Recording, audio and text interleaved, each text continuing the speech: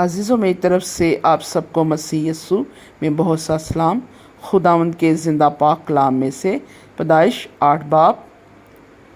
फिर खुदा ने नूह और कुल जानदारों और कुल चौपायों को जो उसके साथ कश्ती में थे याद किया, और खुदा ने ज़मीन पर एक हवा चलाई और पानी रुक गया, और समंदर के सोते और आसमान के दरीचे बंद किए गए, और आसमान से जो बारिश हो रही थी थम गई, और पानी ज़मीन पर से घटते घटते 150 दिन के बाद कम हुआ।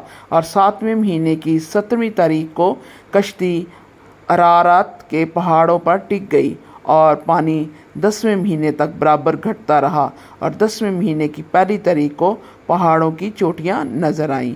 और 40 दिन के बाद यूं हुआ कि नूह ने कश्ती की खिड़की जो उसने बनाई थी खोली, और उसने एक कौवे को उड़ा दिया। सो वो निकला, और जब तक ज़मीन पर से पानी सूख ना गया इधर उधर फिरता रहा। फिर उसने कबूतरी अपने पास से उड़ा दी ताकि देखे कि ज़मीन पर पानी घटा या नहीं, पर कबूतरी ने पंजा टिकने की जगह ना पाई और उसके पास कश्ती में लौट आई, क्योंकि तमाम रोई ज़मीन पर पानी था।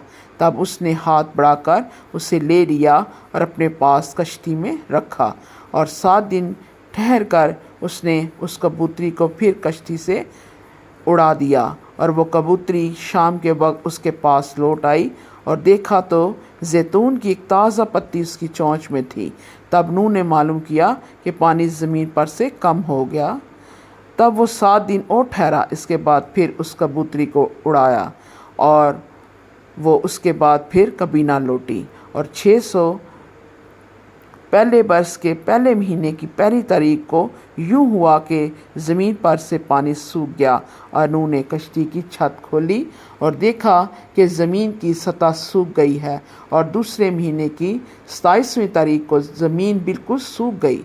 तब खुदा ने नूह से कहा कि कश्ती से बाहर निकल आ, तू और तेरे साथ तेरी बीवी और तेरे बेटे और तेरे बेटियों की बीवियाँ, और उन जानदारों को भी बाहर निकाल ला जो तेरे साथ हैं, क्या परिंदे, क्या चौपाए, क्या ज़मीन के रेंगने वाले जानदार, ताकि वह ज़मीन पर कसरत से बच्चे दें और बार बार हों और ज़मीन पर भर जाएं।